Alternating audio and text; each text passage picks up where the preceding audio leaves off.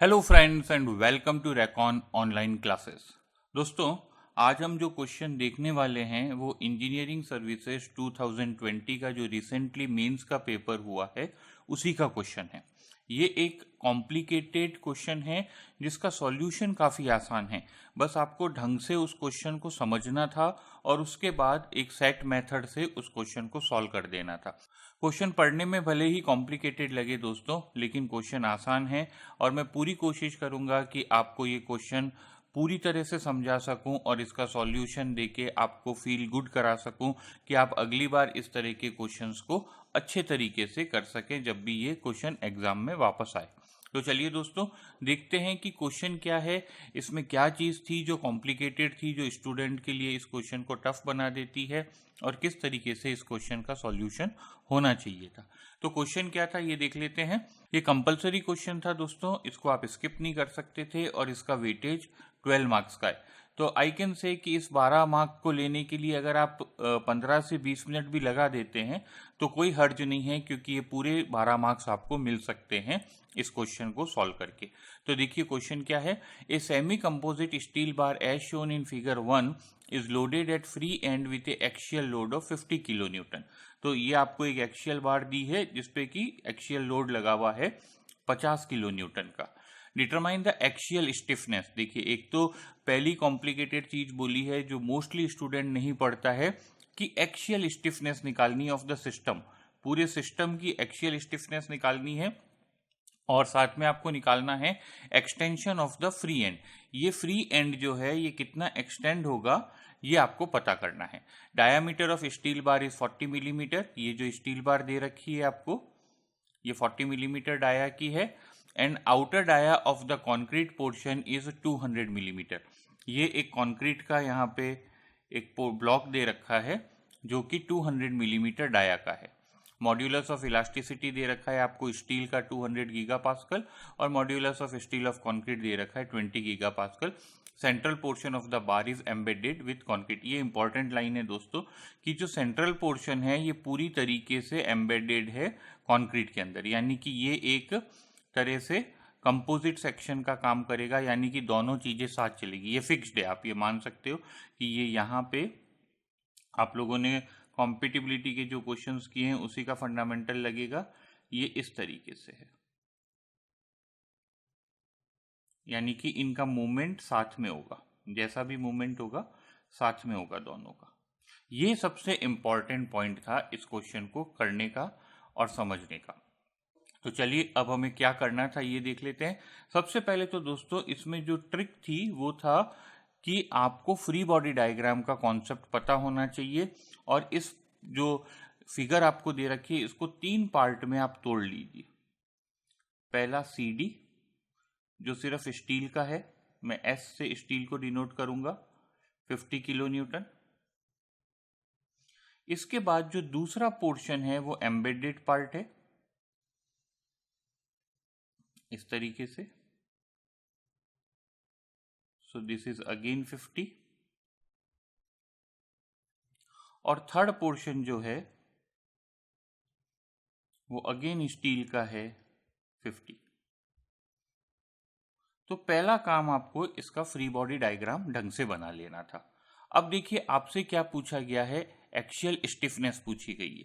तो देखिए स्टिफनेस क्या होती है, force required for unit deflection. Okay, तो फोर्स तो आपको 50 दे रखा है, डिफ्लेक्शन आपको पता नहीं है। तो अगर आप डिफ्लेक्शन निकाल लें कि इस पूरे सिस्टम का डिफ्लेक्शन कितना होगा तो आपको इजीली ये मिल जाएगा कि कितना इसका एक्शियल स्टिफनेस है सिस्टम का। और वही सेकंड पार्ट है क्वेश्चन का कि आपको क्या निकालना है, extension of the free and.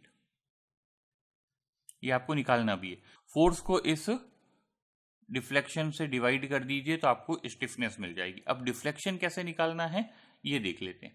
तो देखिए इसका डिफ्लेक्शन निकालना तो बहुत सिंपल है। ये जो पार्ट है मैं इसको 1 कह देता हूं, इसको 2 कह देता हूं और इसको 3 कह देता हूं। तो ये तो कितना हो गया दोस्तों, 50 इंटू एल। ये 1 मीटर दे रखा है तो मैं मिलीमीटर में कन्वर्ट करके 1000 कर देता हूं। Area of steel multiply by elasticity of steel. Same part यहाँ पे भी हो जाएगा, 50 into 1000 divided by area of steel into elasticity of steel. तो ये दो डिफ्लेक्शन निकालना तो हमारे लिए प्रॉब्लम नहीं है, और क्योंकि दोनों सेम है तो हम इसको ये भी लिख सकते हैं कि 50 multiply by 2000 divided by area निकाल लेते हैं। तो एरिया ऑफ स्टील कितना हो जाएगा दोस्तों, अगर आप देखें तो, क्योंकि ये सर्कुलर है इसलिए π/4 इंटू आपको कितना करना था, यहाँ पे आपको डाया दे रखा है, dia is 40। Okay, so π/4 into 40 square. इसको आप सॉल्व करेंगे तो ये वैल्यू आपको मिलेगी 1256.65। ओके, तो यहाँ पे हम इस एरिया की वैल्यू पुट कर देते हैं 1256.65 मल्टीप्लाई बाई 2 इंटू 10⁵5। तो हमें ये पार्ट का डिफ्लेक्शन और इस पार्ट का डिफ्लेक्शन तो मिल गया। अब इस पार्ट के डिफ्लेक्शन की बात करते हैं। नाउ ये सबसे कॉम्प्लिकेटेड है। क्यों कॉम्प्लिकेटेड है? क्योंकि ये एम्बेडेड है, कंक्रीट की प्रॉपर्टी और एरिया दोनों डिफरेंट है। देखिए कंक्रीट कितने की है, 20 गीगापास्कल की है, और इसका जो एरिया आएगा, मैं एरिया ऑफ कंक्रीट भी आपको बता देता हूँ कितना होगा। तो एरिया ऑफ कंक्रीट हो जाएगा आपका π/4 into 200 minus 40 square. Is it okay? 200 का स्क्वायर माइनस 40 का स्क्वायर। इसको आप सॉल्व कर लीजिए दोस्तों, तो you will gate 30159.30। Is it okay? Millimetre square. तो एक तो एरिया भी डिफरेंट है, और दूसरा डेफिनेटली जो मॉड्यूलस ऑफ इलास्टिसिटी है वो भी डिफरेंट है। तो ये पार्ट का डिफ्लेक्शन निकालने के लिए आपको कॉम्पिटिबिलिटी इक्वेशन लगानी पड़ेगी। कॉम्पिटिबिलिटी इक्वेशन में क्या होगा दोस्तों कि ये जो 50 का लोड है, इसमें से कुछ पार्ट तो कंक्रीट लेगा और कुछ पार्ट स्टील लेगा, और वापस वो क्या करेगा, यहाँ पे आते आते ये कंक्रीट वापस अपना जो भी लोड पार्ट लेगा वो इसको वापस दे देगा, यहाँ से स्टील भी अपना दे देगा, और फाइनली वापस 50 बन जाएगा। तो इस 50 का डिस्ट्रीब्यूशन होगा कैसे? इसके लिए हमें कॉम्पिटिबिलिटी इक्वेशन बनानी पड़ेगी। और कॉम्पिटिबिलिटी इक्वेशन क्या कहती है दोस्तों कि deflection of steel is equal to deflection of concrete. Is it okay? यही पॉइंट यहाँ पे समझने का था कि आपको ये कॉम्पिटिबिलिटी इक्वेशन लगानी आनी चाहिए कि delta S is equal to delta C. अब देखिए डेल्टा एस में हमें क्या पता है, PS लोड होगा जो कि कौन लेगा, स्टील लेगा। लेंथ दोनों की सेम है तो कोई मतलब नहीं है लिखने का, लिख के बाद में इसको काट देंगे। Area of steel multiply by modulus of steel is equal to PC into LC divided by AC into EC। ये तो कैंसिल हो जाएगा दोस्तों। अब हमें पता है दोस्तों कि PS प्लस PC कितना है, 50 है, क्योंकि टोटल 50 लोड ही डिस्ट्रीब्यूट हुआ था दोनों के बीच में। ठीक है, तो अब हम इसको सॉल्व कर लेते हैं। यहाँ पे PS डिवाइडेड बाई एरिया की वैल्यू पुट कर देते हैं 1256.65 multiply by 200। This is equal to PC divided by the total area 30159.30 multiply by 20। तो जब आप इसको सिंप्लीफाई करेंगे दोस्तों तो आपको मिलेगा 2.4 PS is equal to PC। यानी कि कंक्रीट कितना लोड लेगा, स्टील ने जितना लिया है उसका 2.4 टाइम्स। ये वैल्यू यहाँ पे पुट कर दीजिए। Is it okay? और इसको सॉल्व कर लीजिए तो आपको क्या मिल जाएगा, PS की वैल्यू मिलेगी 14.7 किलो न्यूटन और PC की वैल्यू मिलेगी 35.3। Is it okay? ये हमने सारा कुछ क्यों किया दोस्तों, क्योंकि हमें डिफ्लेक्शन निकालना था इस पार्ट का। तो अब इस पार्ट का हम डिफ्लेक्शन निकाल लेते हैं, स्टील साइड से निकाल लेंगे।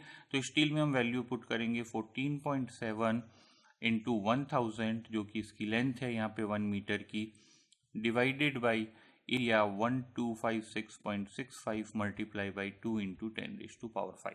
सो टोटल डिफ्लेक्शन जो होगा वो एक तो AB पार्ट का हो गया, वो किसके बराबर था, CD के था, क्योंकि सब कुछ सेम था। तो यहाँ पे हमने 2000 वैल्यू पुट कर दी, और इसको हमने कॉम्पिटिबिलिटी इक्वेशन से ये पता कर लिया कि स्टील में लोड कितना जाएगा। तो स्टील में जो लोड जाएगा उससे हमने BC पार्ट का डिफ्लेक्शन पता कर लिया। Is it okay? इसको आप सिंप्लीफाई कर लीजिए तो टोटल आपको जो डिफ्लेक्शन मिलेगा पूरे सिस्टम का वो 0.456 मिलीमीटर मिलेगा। Is it okay? Now what is stiffness, force required for unit deflection, so 50 divided by 0.456 कर लीजिए तो आपको क्या मिल जाएगी, स्टिफनेस ऑफ द सिस्टम मिल जाएगी। इसको सिंप्लीफाई करेंगे तो आपको मिलेगा 109.65 किलो न्यूटन मिलीमीटर। अगर आप इसको न्यूटन में बनाना चाहते हैं then you will get it as 109.65 into 10⁻³ newton millimetre and that is the answer. तो दोस्तों देखिए, ये 12 नंबर का क्वेश्चन था, सिंपल प्रोसेस था, थोड़ा सा सोचने का समय जरूर चाहिए था। 2-3 मिनट आपको क्वेश्चन को सोचने के लिए लगाने पड़ेंगे कि ये क्वेश्चन किस तरीके से सॉल्व होगा, and then it is simple calculation process जिससे कि आप फाइनल आंसर पे अराइव कर सकते हैं। तो दोस्तों आज के लिए इतना ही। Hope you enjoyed this video. Keep watching Recon Civil Academy video. Have a nice day and enjoy civil engineering. Thank you.